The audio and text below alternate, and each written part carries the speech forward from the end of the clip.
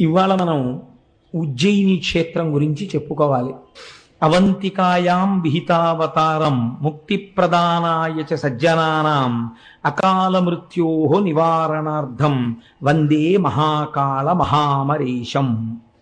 ఈ శ్లోకం ఉజ్జయినిలో ఉన్నటువంటి మహాకాళుడికి నమస్కారం చేస్తుంది. అయితే మీరు ఇందులో ఒక చిన్న విషయాన్ని గుర్తుపట్టే ప్రయత్నం చేయండి. ఇందులో అంటారు ముక్తి ప్రదానాయ చ సజ్జనానాం, సజ్జనులకు ముక్తినిచ్చువాడా. సజ్జనులకు ముక్తినిచ్చువాడా అన్న మాటకు అర్థమేమి? సజ్జనులు అంటే నేను ఉజ్జయిని వెళ్ళాను అనుకోండి, నేను సజ్జనుడనో కానో నాకు ఎలా తెలుస్తుంది? నా మటుకు నేను ఎప్పుడూ మంచివాడిని. నాకు అయ్యో నా అంత మంచివాడి దేశంలో ఎక్కడ ఉంటాడు, నేనే మంచివాడిని అనిపిస్తుంది, ఎదుటి వాళ్ళందరూ చెడ్డవాళ్ళు అనిపిస్తుంది కదా. మరి ఏమిటి సజ్జనుడు అన్న మాటకు అర్థం అసలు? అంటే మీరు ఇక్కడ కొంచెం ఒక విషయాన్ని జాగ్రత్తగా పసిగట్టే ప్రయత్నం చేయాలి. నేను దీనికి మీకు ఒక ఉదాహరణ చెప్తే మీరు తొందరగా పట్టుకోగలుగుతారు. ఒక ఆయనకి జ్వరం వచ్చింది. జ్వరం వస్తే డాక్టర్ గారి దగ్గరికి వెళ్ళాడు. డాక్టర్ గారు అన్నారు, నీకు ఫలానా కారణం చేత జ్వరం వచ్చింది, ఒక 3-4 రోజులు బాధపడవలసి ఉంటుంది, తగ్గిపోవడం కోసం మందులు రాస్తున్నాను, నువ్వు ఈ మందులు వాడు, ఈ మందులతో పాటుగా నువ్వు కొంత పథ్యం చెయ్యవలసి ఉంటుంది. ఏదో నువ్వు చద్దన్నం తినేయడం, వేడన్నం తినేయడం, కూరలు వేసుకుని అన్నం తినడం ఇలాంటివి పనికిరావు, రొట్టె పాలు తాగు అన్నారు. డాక్టర్ గారు ఇచ్చినటువంటి ఔషధం పథ్యం చెయ్యకుండా ఉంటే జ్వరాన్ని తగ్గించగలదా? ఆయన చెప్పినా కూడా పథ్యం చేయలేదు, జ్వరం తగ్గుతుందా? అదేం పెద్ద క్వశ్చన్ అండి, అలా చూస్తారు ఎందుకు? తగ్గుతుందా? తగ్గదు కదా. మందు ఇచ్చినా ఆ మందు రోగం తగ్గించడానికే అయినా పథ్యం చేయకపోతే రోగము తగ్గదు కదా. భక్తి యందు పరమేశ్వరార్చన చేసేటటువంటి వాడికి సదాచారము తెలిసి ఉండవలే, శౌచము తెలిసి ఉండవలే. ఏదో స్నానం చేయాలి, ఓ గుళ్ళోకి వెళ్ళాలి, ఇది తెలిసి ఉండాలి కదా.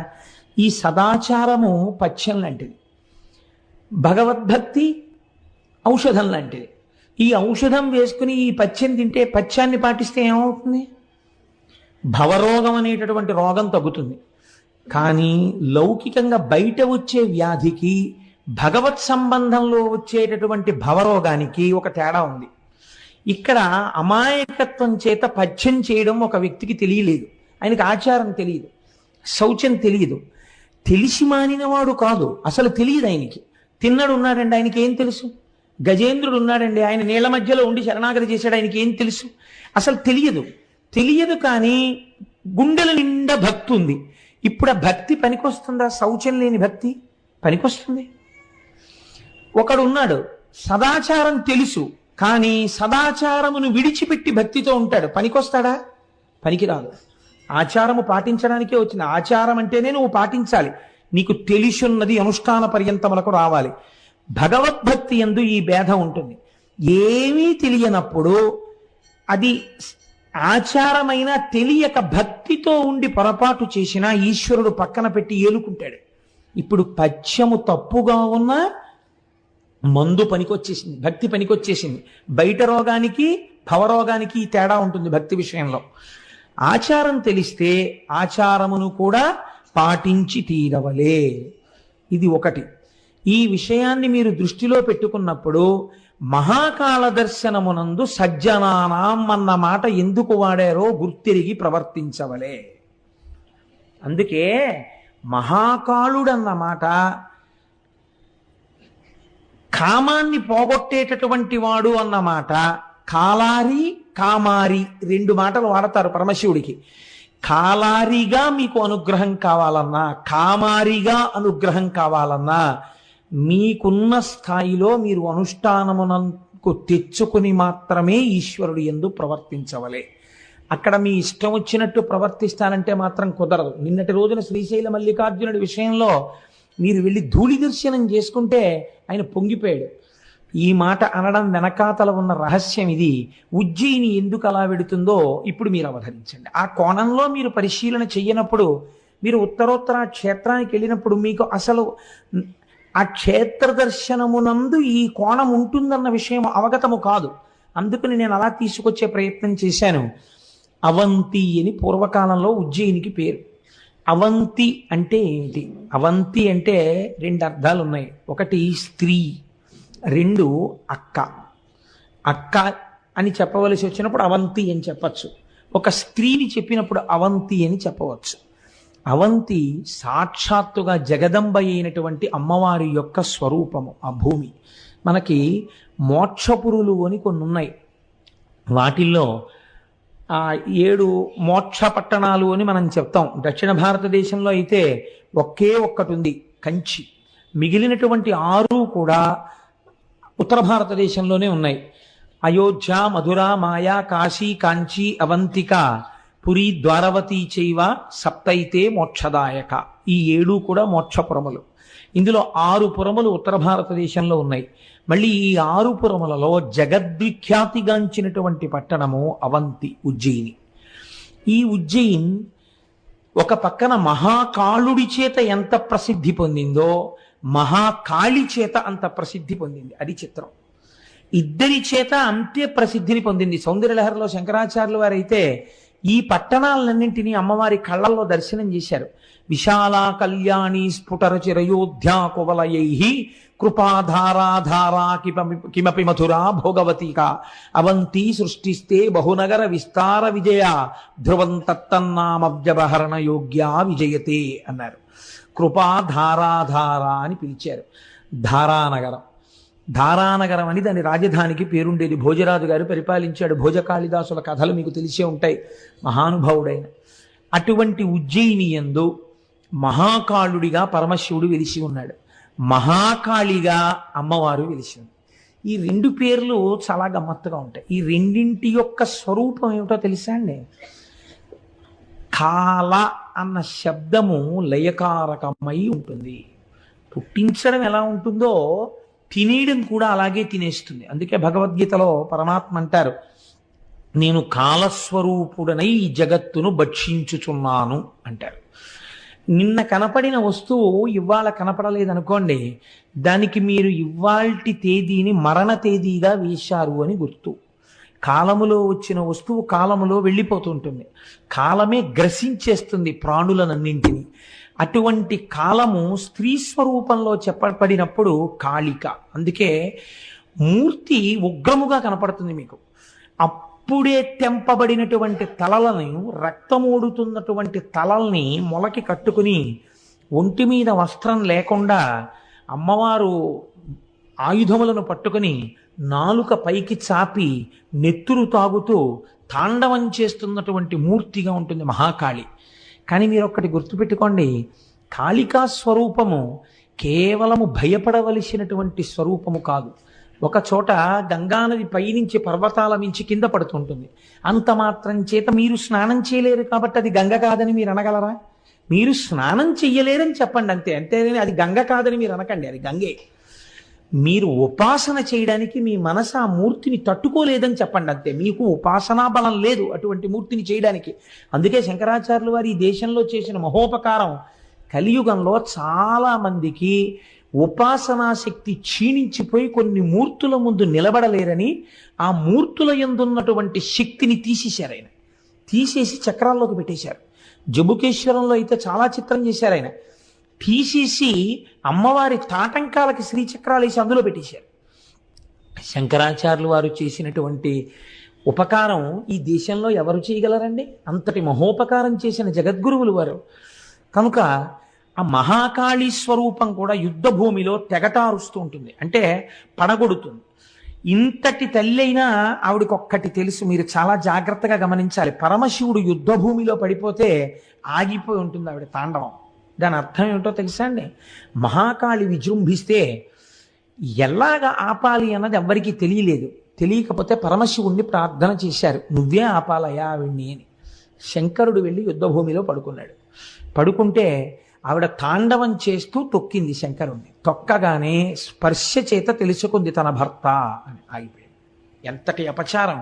నా కాల ఆయనకి తగిలిందని ఆగిపోయింది అంతే.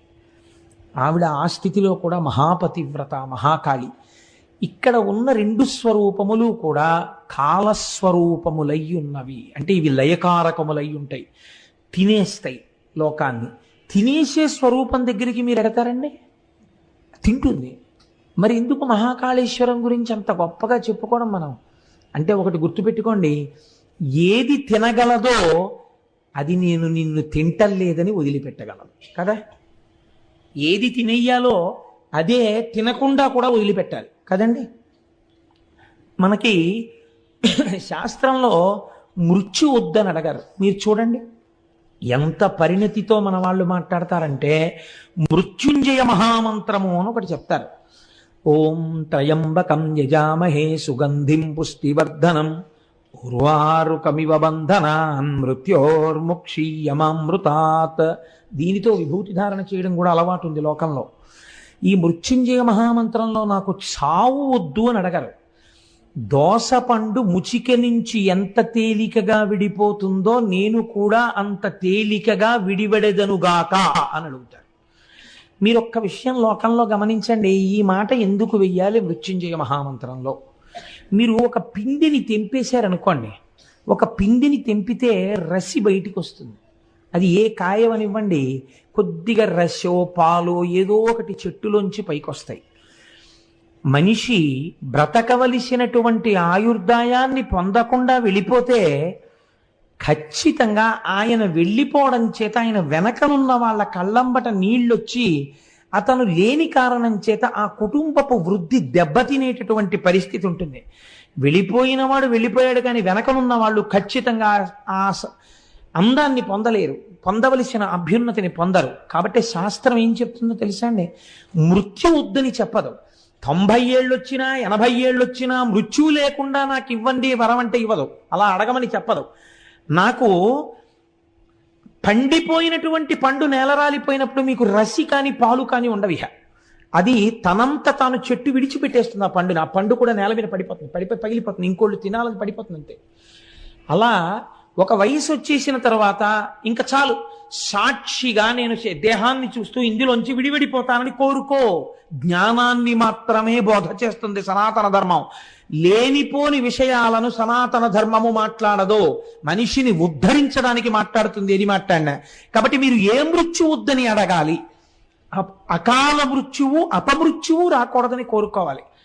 ఇంకా కడుపున పుట్టిన కూతురికి పెళ్లి చేయలేదు, కన్యాదానం చేయలేదు, కొడుకు వృద్ధిలోకి రాలేదు, తర్వాతి తరాన్ని ఒక మనవణ్ణి చూడలేదు, ఎత్తుకుని ముద్దాడలేదు, ఈలోగా ఆయన శరీరం పడిపోకూడదు. పడిపోకూడదంటే ఏం చేయాలి? మీ చేతిలో ఉందా, నా చేతిలో ఉందా? చేసిన పాపం ఉంది వెనకాల, అది తరువుకొస్తోంది. కాలోహి బలవాన్ కర్త సతతం సుఖ దుఃఖయో నరాణాం పరతంత్రాణం పుణ్య పాపానుయోగత అంటాడు వ్యాసుడు. నువ్వేహీ చేయలేవు, నువ్వు పరతంత్రుడవు. కాలస్వరూపంతో ఈశ్వరుడు తీర్పు చెప్పేస్తున్నాడు, దాన్ని ఔదల దాల్చడమే.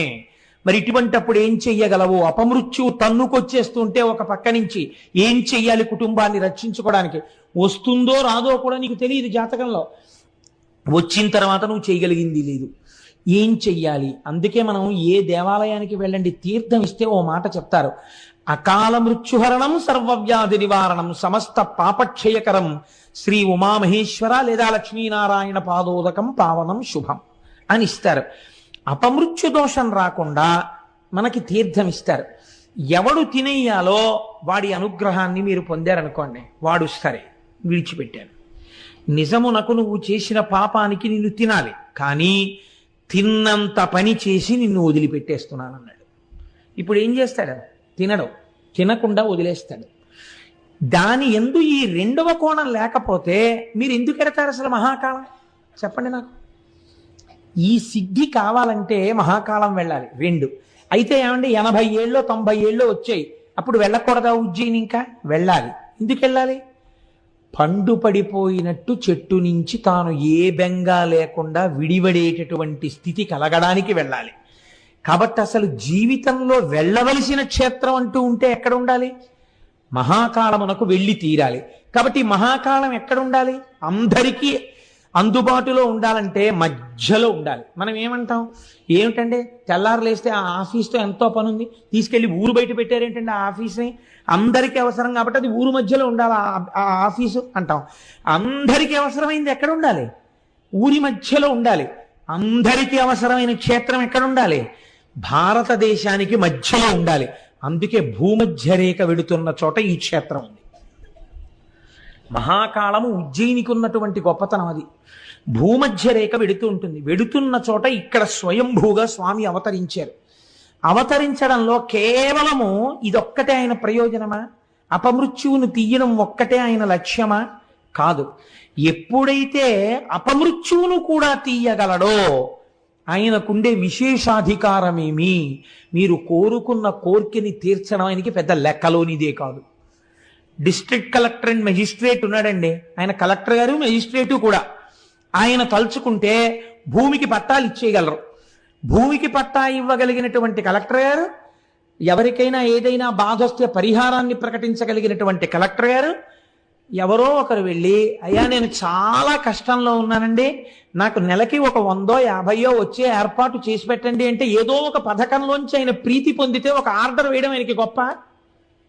ఆయన చేసేస్తారు. ఎందుకనంటే ఆయన యొక్క పదం అటువంటిది. అంత గొప్ప అధికారములతో కూడిన పదవిలో ఉన్నవాడికి ఒక చిన్న పని చేయడం పెద్ద గొప్ప ఏమిటి? అపమృత్యువునే తీసేయగలిగినటువంటి వాడికి మీరు కోరుకున్న కోరిక తీర్చడం పెద్ద విషయం ఏంటి? అసలు దాని గురించి లెక్కే లేదు. ఏ కోరికైనా తీర్చేస్తాడు ఆయన. కాబట్టి ఉజ్జయినియే, అంత గొప్ప క్షేత్రం ఉజ్జయిని. అది ఒకానొక నాడు అంతర్జాతీయ ఖ్యాతిని చూరగొన్నటువంటి పట్టణం. మహాకవి కాళిదాసు, భోజరాజు ఇద్దరూ నడయాడినటువంటి ప్రాంతం ఆ ఉజ్జయిని.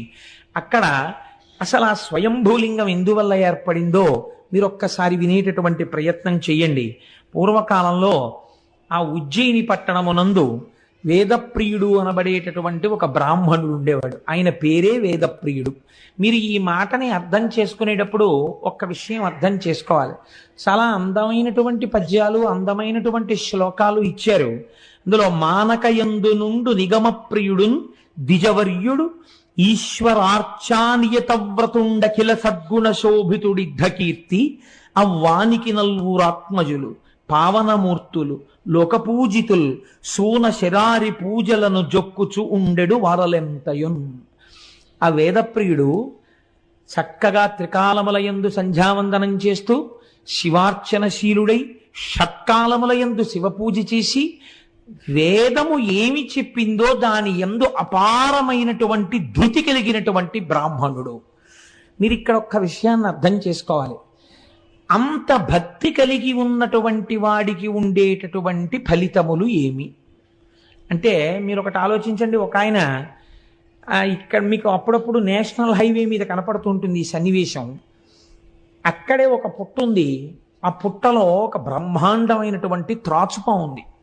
ఆయనకి తెలియలేదు. తెలియక చీకట్లో వెడుతూ ఆకలేసింది. ఇక్కడ నేను 4 ఎండు పుల్లలు కనపడ్డాయి, వెలిగించుకుని గోధుమ పిండి కొంచెం నీళ్లలో కలుపుకుని ఓ రాతి మీద ఒత్తుకుని దీని మీద కొంచెం పుల్ల గుచ్చి ఇలా ఇలా చూపించి తినేద్దాం, ఆకలి తీరుతుంది అని చెప్పి కిందకి దిగాడు. నెగడు వేసి వెలిగించాడు. ఇప్పుడు అగ్నిహోత్రం వెలిగింది. ఈ అగ్నిహోత్రము వలన ఆయన కోరుకున్న ప్రయోజనం ఏమి? ఆయన ఏం కోరుకున్నాడు? చపాతీ ఇలా ఇలా తిప్పుకుని కొంచెం వేడెక్కిన తర్వాత కాస్త కాల్తే తిని వెళ్ళిపోదాం, క్షుద్బాధ తీర్చుకోవచ్చు, ఆకలి తీరుతుంది. పూరీ పిండి డబ్బా ఉంది లారీలో, ఆ గోధుమ పిండి తీసి నీళ్లు కలుపుకుని ఒత్తేసుకున్నాడు. ఓ పుల్ల గుచ్చి అగ్నిహోత్రంలో ఇలా ఇలా చూపించాడు. ఆ లోపలే క్యాబిన్లో ఆవకాయ సీసా ఉంది, కాస్త ఆవకాయ ముంచుకు తిందామని పెట్టాడు. మంచి శీతాకాలం, బయట చలిగా ఉంది, ఈ నెగడు వెలుగుతోంది. ఆయన వెలిగించిన అగ్నిహోత్రమునకు మొదటి ప్రయోజనము చపాతీ కాల్చుకొనుట, అదే దాని ప్రయోజనం. కానీ బయట చల్లగా ఉన్న వాతావరణంలో ఆయనకి ఇప్పుడు వెచ్చటి సెగ తగులుతోంది. ఇది అనుషంగిక ప్రయోజనము. మీరు అడగకపోయినా ఆ ప్రయోజనాన్ని అగ్నిహోత్రం ఇచ్చేస్తుంది కదండి. నాకు అక్కర్లేదండి, ఎందుకంటే చలిగా ఉన్నా కూడా బయట నేనేమి ఈ వేడి కోరుకోలేదు, నా చపాతీ కాలిపోతే చాలందంటే అదేం విందో, అది ఇస్తుంది అంతే, దాని ధర్మం అది. 3, మీకు చుట్టుపక్కల పరిసరాల్లో ఎక్కడ ఏమున్నాయి అన్నది మీకు స్పష్టంగా కనపడుతుంటుంది. ఎందుకని? అగ్నిహోత్రమునందు ప్రకాశం ఉన్నది. ఆ ప్రకాశము చేత అది వెలిగినటువంటి దగ్గర చాలా దూరం చీకటి ఉండదు, వెలుతురు ఉంటుంది. నాకు ఎందుకంటే చక్క చీకట్లో కూర్చుందాం అనుకున్నాను, ఎందుకు ఈ వెలుతురు? అగ్నిహోత్రం ఇవ్వకూడదంటే అది ఆగదు, వెలుతురు ఇచ్చేస్తుంది. 4, అక్కడే తిరుగుతున్నటువంటి త్రాచుపాము నేను ఉన్న దగ్గరలో, నా పుట్ట దగ్గరలో వీడు అగ్నిహోత్రపు సెగ పెట్టాడు అని చెప్పి బుసలు కొడుతోంది, కానీ దగ్గరకు రాలేదు. ఎందుకు రాలేదు? అగ్నిహోత్రం వెలుగుతుండగా దానికి భయం, అందుకని అది రాదు. ఇప్పుడు అసలు ఒక పాము మీ దగ్గరికి రాలేకపోతోంది, మీరు రక్షింపబడుతున్నారన్న విషయం కూడా మీకు తెలియదు. మీకు రక్షణ అగ్నిహోత్రం ఇచ్చేస్తోంది, మీకు తెలియాలా ఈ విషయం? మీకు తెలియక్కర్లేదు. లేకపోతే ఎక్కడో దూరంగా ఓ పెద్ద పులి చూసింది కానీ రాలేదు, నెగడు చూసి వెనక్కి తిరిగి వెళ్ళిపోయింది. ఇన్ని ప్రయోజనముల మధ్యలో మీరు మీ చపాతీ కాల్చుకు తినేసి లారీ ఎక్కి వెళ్ళిపోయారు. ఇన్ని ప్రయోజనములు కూడా దానితో పాటు వచ్చాయని మీకు ఎరుక లేదు. అలాగే వేదమును నమ్మి భగవంతుణ్ణి నమ్మి ఎవడు జీవితాన్ని అనుష్ఠానంలోకి తెచ్చుకుంటున్నాడో వాడికి ఏవి కావాలో అవి ఈశ్వరుడు వడ్డించేస్తుంటాడు. వాడు ఏడిస్తే ఇంక నేనుండి ప్రయోజనం ఏమిటి? వాడు నా కొరకు రక్షింపవలయు వాడు అని ప్రతిజ్ఞ చేశాడు ఆయన. వాడే ఏడిస్తే నేను ఉన్నానని లోకాన్ని నమ్మలవసలమన్నాడు ఆయన. అందుకని నేనున్నానని గుర్తించడానికి నేను అటువంటి వాడిని రక్షించుకోవాలి, వాడి కోసం కాదు నా కోసం రక్షించాలి వాడిని అన్నాడు ఆయన. కాబట్టి ఇప్పుడు ఈశ్వరుడు ఏం చేయాలి? రక్షించాలి వాడిని. ఏమిటి రక్షణ అంటే ఆయన ఏం అడగక్కర్లేదు, ఆయనకి ఏం కావాలో అది ఈయన ఇస్తూ ఉండాలి. కాబట్టి ఏమి ఇచ్చాడు వేదప్రియుడికి? 4 కుమారుల్ని ఇచ్చాడు. 4 కుమారుల్ని ఇస్తే ఒకడు పనికి మాలిన వాడు కాడు. అందులో 4 సుగుణోపేతులే. తండ్రి గారు ఎంత ధర్మానుష్ఠానపరుడో కొడుకులు కూడా అంతటి ధర్మానుష్ఠానపరులే. అందుకని ఆత్మజులు, తండ్రి మురిసిపోయేటటువంటి కొడుకులు. 4 కొడుకులు చక్కగా వాళ్ళు రోజు త్రికాల సంధ్యావందనం, షట్కాల శివార్చన, ఒక్క అబద్ధం చెప్పకపోవడం, తండ్రి గారిని దైవంలా చూడడం, తండ్రి గారితో కలిసి పూజలు చేసుకోవడం, దొరికిన దానితో తృప్తిగా జీవించడం, అంత హాయిగా వాళ్ళ జీవితాలు వెళ్ళిపోతున్నాయి. కాబట్టి ఇప్పుడు ఏమైంది? భగవంతుణ్ణి నమ్మిన వాడికి అనుషంగిక ప్రయోజనములు కూడా వెళ్ళిపోతున్నాయి. ఈశ్వరుడు ముందే ఆలోచన చేస్తాడు. వీడు ఒకానొక సందర్భములో వీడు ఒకరి దగ్గరికి వెళ్ళి చెయ్యి చాపవలసి వస్తుందేమో, వీడు కొంచెం బెంగ పెట్టుకోవలసిన రోజు వస్తుందేమో, రాకుండానే ఆయన ఏర్పాటు చేసేస్తాడు. ఎందుకు చేసేస్తాడు? తన భక్తుడు బెంగెట్టుకోకూడదు, బెంగెట్టుకోకుండా అడ్డుకుంటాడు అంతే. ఎవరి రూపంలోనో వచ్చి అడ్డుకుని రక్షిస్తాడు. ఇది ఈశ్వరార్చనా కళాశీలుల యందు ప్రకాశించేటటువంటి రక్షణ. కాబట్టి ఇప్పుడు ఆయనకి 4 కొడుకులు పావనమూర్తులు చక్కగా ఈశ్వరార్చన చేస్తున్నారు. ఈ 4కి పేర్లు పెట్టుకున్నాడు. పేర్లు పెట్టుకోవడంలో ఆయన ఎంత సంస్కారవంతుడో మీరు గమనించాలి. ఇంట్లో ఉన్న పిల్లల యొక్క పేర్లు పిలుస్తున్నప్పుడు ఇంటి యజమాని యొక్క సంస్కారం బయటికి వచ్చేస్తుంది. చట్ ఫట్ ఠప్ అనేవో పేర్లు ఉన్నాయనుకోండి, దిక్కుమాలిన పేర్లు, వీడి వ్యగ్రత బయటపడుతుంది. ఆ పెట్టుకున్నటువంటి పేర్లు అందంగా ఉన్నాయనుకోండి, చూసేటప్పటికీ మనకు పొంగు వస్తుంది. అబ్బా ఎంత గొప్ప పేర్లు రా ఇవి అనిపిస్తుంది. చూడండి, అందుకని ఆయన పెద్ద కొడుక్కి దేవప్రియుడు అని పేరు పెట్టుకున్నాడు. 2వ వాడికి ప్రియమేధుడు అని పెట్టుకున్నాడు. 3వ వారికి సుకృతుడు అని పెట్టుకున్నాడు. 4 ఆయనకి సువ్రతుడు అని పెట్టుకున్నాడు. ఎంత చక్కటి పేర్లు చూడండి. పురాణ పరిశీలనమునందు మనం జీవితంలో నేర్చుకోవలసిన విషయాలు అనేక ఉంటాయి. లేక కొడుకులు పుట్టినటువంటి దశరథ మహారాజు గారు పేర్లు పెట్టేటప్పుడు కౌసల్య, సుమిత్ర, కైకేయి, సుమంత్రుడు కూర్చుని ఎవరో రాసినటువంటి పేర్ల పుస్తకం వాడు తెచ్చుకుని దిక్కుమాలిన పేర్లన్నీ సెలెక్ట్ చేయలేదు. వశిష్ఠుడికి అప్పచెప్పాడు ఏ పేరు పెట్టాలో. వశిష్ఠుడు పెట్టాడు కాబట్టి రామనామం ఆనాటి నుంచి ఈనాటి వరకు మిమ్మల్ని నన్ను తరింప చేస్తోంది. వశిష్ఠుడు పెట్టకుండా దశరథుడు కూడా పట్ట పెట్టుంటే మన బతుకులు పట్టయిపోయింది కదండి. ఆ పెట్టిన పేరు ఎంత ఉద్ధరించిందో చూడండి. పేరు పెట్టుకోవడం వంశాన్ని తరింప చేసేస్తుంది. పేరు పెట్టి పిలిచిననైనా విశ్రామ కేళినైనా మిగుల గేలినైనా అంటారు పోతన గారు భాగవతంలో. తెలిసో తెలియకో యథాలాపంగా రోజు కొడుకని పిలిచినా సరే ఆత్మ ప్రలపించు నారాయణాయతంచు అజామిలుడు మోక్షాన్ని పొందలా. కాబట్టి పేరంత గొప్పది కనుక చక్కగా 4కి 4 కొడుకుల పేర్లు పెట్టుకున్నాడు. పెట్టుకున్నారా పిల్లలు పైకొచ్చారు. వేదప్రియుడు ఏమయ్యాడు? ఇక చెప్పక్కర్లేదు దాని గురించి. ఇంత జ్ఞానం కలిగిన వాడు ఒక వయస్సు వచ్చిన తర్వాత 4 పిల్లలు చక్కగా యోగ్యులై ఉన్నారు. మనస్సుని భగవంతుని యందు పెట్టాడు, భగవంతుని యందు లీనమైపోయాడు. అంటే ఆద్యంతము ఏ వస్తువుని పట్టుకోవాలో ఆ వస్తువుని పట్టుకున్నవాడు ధరించడం వరకు కూడా ఎవరు చూసుకున్నాడు? ఈశ్వరుడు చూసుకున్నాడు. కాబట్టి ఇప్పుడు ఆయన బిడ్డలు ఆయన లాంటి వాళ్ళే. కాబట్టి వాళ్ళు కూడా పరమశివుణ్ణే నమ్ముకుని జీవనం గడుపుతున్నారు. ఇక్కడ వరకు చాలా బాగుంది ఈ విషయం. కానీ పక్కనే పర్వత శిఖరాలలో రాక్షసుడు బయలుదేరాడు. బంగారం కూడా పుటం వేస్తేనే కదండి ప్రకాశిస్తుంది. ఏదైనా సరే కష్టం వచ్చినప్పుడే, పరీక్షకి నిలబడినప్పుడే వాటి వాటి వ్యక్తిత్వములు ప్రకాశించి నిలబడతాయి. బంగారాన్ని కరిగించలేదనుకోండి, అసలు ఆ తప్తము కాకపోతే అవన్నీ రాదు. ధనస్సు వంగలేదనుకోండి, ఎదుటివాడి మీద లక్ష్యంగా బాణప్రయోగం చేయడం కుదరదు. మొగ్గగా ఉండిపోయిందనుకోండి, అది ఎన్నటికీ పరిమళాన్ని లోకానికి వెదజల్లలేదు. ఒక్కొక్క వస్తువు కష్టమునకు లోనైనప్పుడు మాత్రమే, ఇనుము అగ్నిహోత్రంతో పాటు కలిసి కాలిందనుకోండి, ఒంగి కిటికీగా మీకు పనికొస్తుంది. ఒక్కొక్క వస్తువు పరీక్షకి లొంగి తట్టుకున్నప్పుడే దాని యొక్క గొప్పతనం ప్రకాశిస్తుంది. కాబట్టి ఈశ్వరుడు ఆ కుటుంబాన్ని ప్రకాశింప చెయ్యాలనుకున్నాడు. ఇది మీరు గమనించాలి. తన భక్తులు ఏదో అలా పుట్టి అలా వెళ్ళిపోవడం ఆయనకి ఇష్టం ఉండదు.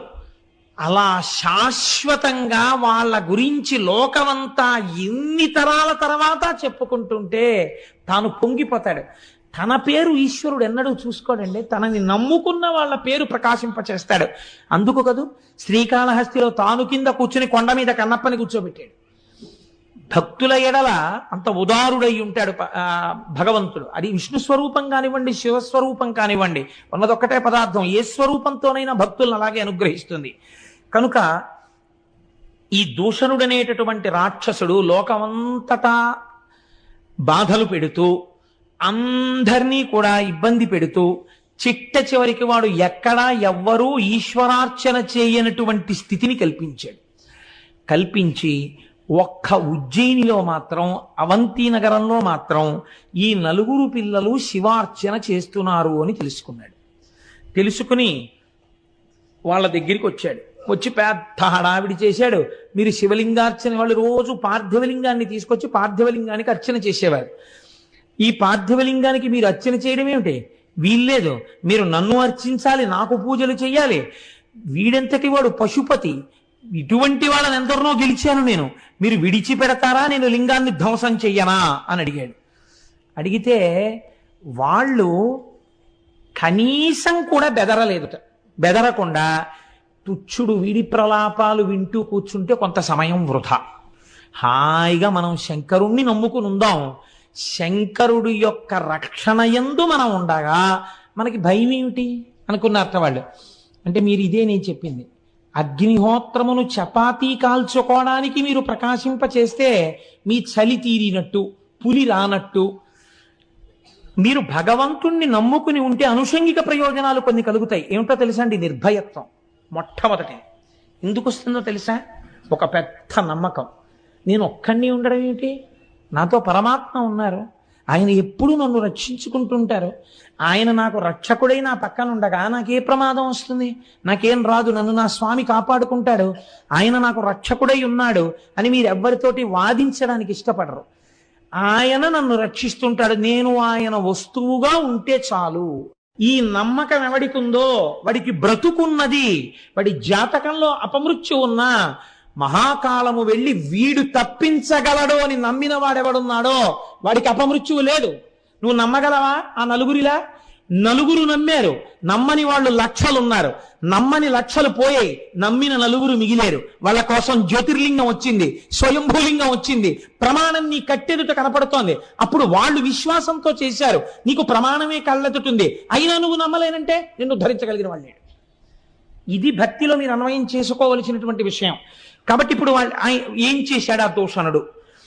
కదలక బ్రాహ్మణుల్ శివుని గాంచుతూ ఓంహరయంచు నుండి అప్పదనును లింగమూర్తిపై భారములేని బలంబుతోచే అప్పదవిని దివ్యలింగము విభామయమద్భుత వీధి తిచ్చటల్ బొదలగనుద్భవిల్లి పెనుబూది యునర్చను మిటిరక్కసున్. ఎప్పుడైతే ఈ 4 బ్రాహ్మణుల మీద కూడా కత్తి ఎత్తి కంఠం మీద వెయ్యబోతున్నాడో వాళ్ళు కదలకుండా, ఆ కత్తికి చెయ్యడ్డు పెట్టకుండా హర ఓం హర హర హర అంటూ వాళ్ళు అలాగే కూర్చున్నారు. ఉన్నాడు ఈశ్వరుడున్నాడు, ఆయన రక్షించుకుంటాడు, ఆయన రక్షణే మాకు లేని నాడు దూషణుడు అక్కడ లేడు, చీమ చేతిలో మేము చచ్చిపోతాం చాలు. మాకు పెద్ద విశేషం అండి. కారే రాజులు రాజ్యముల్ గెలువరే గర్వోన్నతిం పొందరే వారేరి సిరి మూటకట్టుకుని పవంజాలిరే భూమిపై పేరైనం కలదే శిబి ప్రముఖులను ప్రీతిన్ యశక్కాముల ఈరే కోర్కెలు వారలం తలపరే ఈ కలమున్ భార్గవ. అన్ని దేవాలయాలు కొల్లగొట్టి అన్ని దేవాలయాలు పాడు చేసి లోకమంతా గెలిచాననుకున్న అల్లావుద్దీన్ ఖిల్జీ తన నాలిక తాను కరుచుకు చచ్చిపోయాడు. నేనిన్ని పనులు చేశాననుకున్నటువంటి ఒక చక్రవర్తి మేడమెట్ల మించి కింద పడి చచ్చిపోయాడు. ఏ రూపంలో మృత్యు వచ్చిందో ఎవడికెరుక? ఏ క్షణంలో ఏ రూపంలోనైనా మృత్యువు రాగలదు. ఈశ్వరుడే తలుచుకుంటే ఏ రూపంలో వస్తున్నటువంటి మృత్యువునైనా ఆయన తప్పించగలడు. ఈశ్వరానుగ్రహం ఉందా రక్షింపబడతాడు, ఈశ్వరానుగ్రహం లేదా వెళ్ళిపోతాడు. కాబట్టి ఇప్పుడు ఏమైంది, వాళ్ళు హర ఓం హర అని ఉండిపోతే వాళ్ళు ఒక చిన్న పార్థివలింగాన్ని చేసి మట్టితో దాన్ని ఆరాధన చేస్తున్నారు. మీరు ఇది నమ్మవలసింది. చాలా జాగ్రత్తగా మీరు గమనించండి. ఈశ్వరుణ్ణి వాళ్ళు ఎక్కడ చూశారు? ఇక్కడే ఉన్నటువంటి మట్టిలో దోషుడితో మీరు ఇలా అంటే అదొక లింగం కదండి, అంతే కదా. ఓ మట్టి దోషుడితో 2 చేతులతో ఇలా అన్నారనుకోండి, అది శివలింగం. మనం భయం వేసినప్పుడు వెర్రికేకలన్నీ వేస్తాం. ఎక్కడికి మీరు వెళ్ళినా మట్టి ఉండి తీరుతుంది. మీరు మట్టి మీదేగా ఉంటారు. మీరు ఇలా అని హరహర మహాదేవ శంభో శంకర అన్న ఉత్తర క్షణం పోయింది భయం. దేనికి భయపడుతున్నావు? ఎందుకు భయం నీకు? ఈశ్వరుడు అంతటా ఎప్పుడూ నీతోనే ఉన్నాడు. ఏమంటే నేను ఏ స్కూటర్ మీద ఉండుంటే వాయు రూపంలో ఈశ్వరుడు ఉన్నాడు, వాయులింగమై. ఆకాశ రూపంలో ఆకాశలింగమై ఉన్నాడు. అంతటా ఆయన ఉన్నప్పుడు అందుకే దేవి భాగవతం అంటుంది, నువ్వు బయలుదేరేటప్పుడు ఒక్క మాట చెప్పు, సర్వదా సర్వదేశేషు పాతుత్వాం భువనేశ్వరి మహామాయా జగద్ధాత్రి సచ్చిదానంద రూపిణి యశివో నామరూపాభ్యాం యాదేవి సర్వమంగళ తయోసం స్మరణాత్ పుంసాం సర్వతో జయమంగళం లాభస్తేషాం జయస్తేషాం కుతస్తేషాం పరాభవ ఏషామిందీవరస్యామో హృదయస్థో జనార్దనః అపదామపహర్తారం దాతారం సర్వసంపదాం లోకాభిరామం శ్రీరామం భూయో భూయో నమామ్యహం. ఎవరా పార్వతీ పరమేశ్వరులను ఒక్కసారి స్మరించి బయలుదేరారో వాళ్ళకి అమంగళము లేదు, ఆపద లేదు. కనుక ఏమైంది, ఇక్కడ ఉన్నటువంటి ఈ చిన్ని పార్థివలింగంలోంచి మహాకాల స్వరూపముతో బయటికి వచ్చాడు ఆయన. అంటే ఇప్పుడు ఈ చూడబడేటటువంటి రూపం సామాన్యమైన రూపము కాదు. ఇది మీరు గుర్తుపెట్టుకోవాలి. శ్రీకృష్ణ పరమాత్మ విశ్వరూపాల్ని అనేకంగా చూపించారు. మహాభారతంలో ధృతరాష్ట్రుడికి కూడా కళ్ళిచ్చి ఒకసారి విశ్వరూపం చూపించారు. అది కాదు, గీతలో భగవద్గీత బోధ చేసేటప్పుడు అర్జునుడికి ఒక రూపం చూపించారు. ఆ రూపాన్ని చూస్తే అంతటి క్షత్రియుడు కోట్ల మందిని తెగటార్చగలిగినటువంటి వాడు భయపడిపోయి నేల మీద వాలిపోయి, అయ్య బాబోయ్ ఈ రూపాన్ని నేను చూడలేను, నాకు భయం వేస్తోంది, ఉపసంహారం చేసేసాయి దీన్ని అన్నాడు. ఈ రూపంతో భీష్మంచ ద్రోణంచ జయద్రథంచ వీళ్ళందరినీ నేను ఎప్పుడో తినేశాను, నువ్వు నిమిత్త మాత్రం భవ సవ్యసాచి, నువ్వెవడే చంపడానికి, చంపుతున్న వాడిని నేను, చూడు ఎలా చంపేస్తున్నాను అని చూపించాడు. విశ్వమంతటా ఎన్ని ప్రాణులను ఈ కాలరూపంతో తినేస్తున్నాడో చూపిస్తే సవ్యసాచి కురుక్షేత్ర యుద్ధంలో అంతమంది మొనగాళ్ళని పడగట్టిన వాడు భయపడిపోయాడు. మీరెంత నేనెంత కాలస్వరూపము లింగరూపములో బయటికి వస్తే అది ఇదే మార్కండేయ పురాణంలో యముణ్ణి కూడా తన్నింది, పడగొట్టింది. మృత్యువుకు మృత్యువై నిలబడింది, కాలమునకు కాలమై నిలబడింది, మహాకాలమై నిలబడింది. శివలింగంలోంచి ఆవిర్భవించాడు. ఎందుకంత కోపం? ఎప్పుడైనా వచ్చిందా అంత కోపం స్వామికి? తన భక్తులను చెనకడమా, ఇది ఆయన కోపం. ఈశ్వరుడికి ఇంత కోపము రావడానికి కారణమేమి? ఆయన భక్తుల జోలికి వెళ్ళడమే. అంతే. మహాకాల రూపంలో వచ్చి ఏమీ చెయ్యలేదుట, హుం అన్నాడంతే. బూడిద రాసులై పడిపోయి దూషణుడి సైన్యాలు. అంటే ఎంత వేడితో వచ్చిందో చూడండి. మరి అదే వేడి ఈ నలుగురిని చెనకదా? వేడికి ధర్మం కాల్చడం కదా, ఈ నలుగురు కూడా కాలిపోవాలి కదా. మరి కాలరు. ఎందుకని? అది పరమాత్మ స్వరూపం. అగ్నిహోత్రము ఒకడిని కాల్చి ఒకడిని వదలదు, కానీ ఈశ్వరానుగ్రహము. అందుకే నిన్నటి రోజున చెప్పాను, చేతిలో పట్టుకున్న ధనస్సు ఒకడికి భయకారకము, వేరొకడికి రక్షణ హేతువు. అలా ఆయన యొక్క హుంకారము దూషణుడి సైన్యాన్ని కాల్చింది, ఈ నలుగురిని కాపాడుకుంది.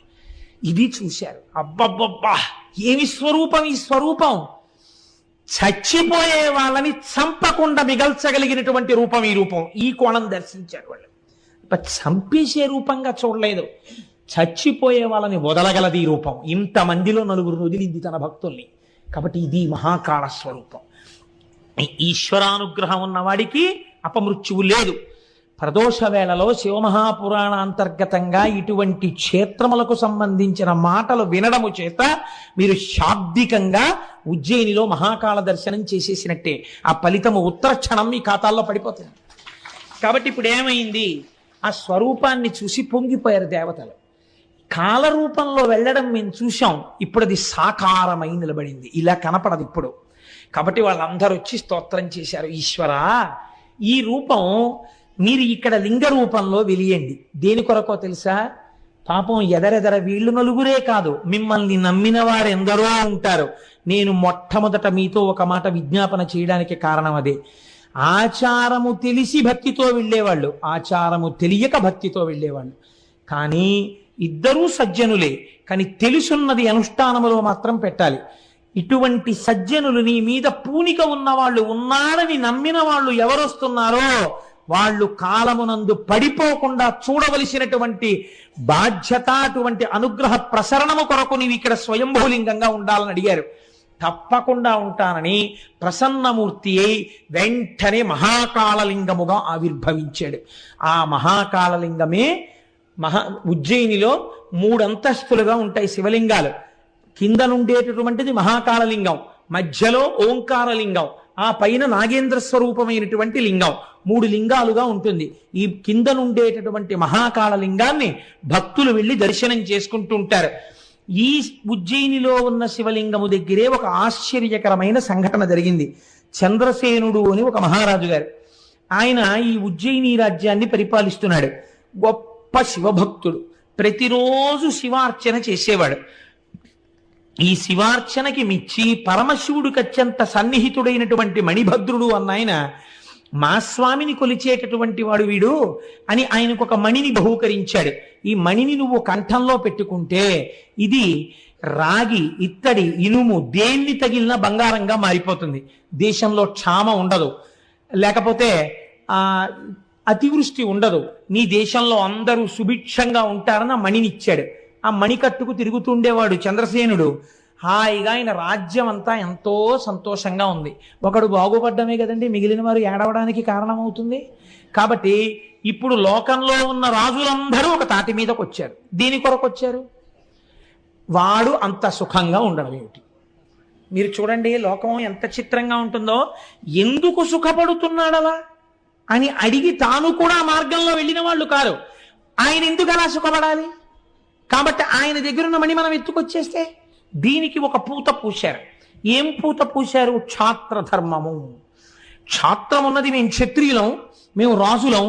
బలమైనటువంటి వస్తువు, గొప్ప వస్తువు ఎవరి దగ్గర ప్రకాశిస్తోందో దాన్ని తెచ్చే అధికారం మాకుంది. ఒక్కడు వెళ్ళడానికి భయం, ఆయన శివభక్తుడు. అక్కడ మహాకాళలింగం వచ్చిందోసారి, కాబట్టి అందరం కట్టకట్టుకుని ఎడితే గొడవ ఉండదు, భయం ఉండదు ఇంకా. కాబట్టి ఇప్పుడు అందరూ కలిసి బయలుదేరారు. తప్పు పని చెయ్యడానికి కలిసినంత తొందరగా మంచి పనికి కలియడం అన్నది లోకంలో ఉండదు. కాబట్టి శ్రేయాంసి బహువిఘ్నాని, మంచి పని చేద్దామంటే విఘ్నాలు ఎక్కువ, అల్లరి ఎక్కువ. కాబట్టి ఇప్పుడు వీళ్ళందరూ కలిసి అవంతి మీద దండెత్తారు. దండెత్తి ఆ రాజు కోటని అన్ని వేపులా తలుపులు మూసేశారు. పట్టణానికి అన్ని వేపులా మొహరించారు. దేని కొరకు మొహరించారు? ఆ మణిని ఎత్తుకుపోవడానికి వచ్చారు వీళ్ళందరూ. రాజు చూశాట లోపల, వేగుల వలన తెలుసుకున్నాడు. ఒక్కరు కాదు, ఇద్దరు కాదు, మొత్తం రాజులందరూ వచ్చేశారు. వచ్చేసి నీ కోటని చుట్టుముట్టారు. ఇప్పుడు గెలవడం చాలా కష్టం, బయటికి వెళ్ళి యుద్ధం చేస్తే. మణి కోసమే వచ్చారని చెప్పాడు. ఆయన అన్నాడు, ఒకడో ఇద్దరో ముగ్గురో అయినచో ఉత్సాహమే పారా ఆజికి చేరంజని నిల్వరించిరుపులం చెండాడుదున్. కానీ ఈ సకలోర్వీపతులేకమై ఇటులను చండ ప్రతాపానుల ప్రకట జ్వాలల చుట్టుముట్ట తరమే వరింప ఏకాకి.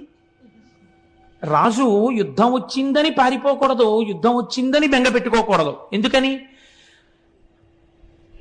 యుద్ధ సమయంలో భూపసభాంతరాళమున పుష్కళమక్షతురత్త మాజి బాహాపటు శక్తియున్ యశమునందనురక్తియు ప్రకృతి సిద్ధగుణంబులు సజ్జనాళికిందంటాడు భర్తృహరి. కాబట్టి భూపసభాంతరాళమున పుష్కళమక్షతురత్వము, నాకు చాలా వచ్చు కానండి, నలుగురిని చూసేటప్పటికే భయపడిపోతానండి అంటే ఆ విద్య ఎందుకు పనికి వస్తుంది?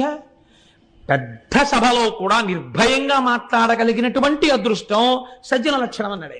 భూపసభాంతరాళమున పుష్కళ వాక్యతురత్వము ఆజి మహాపటు శక్తియున్.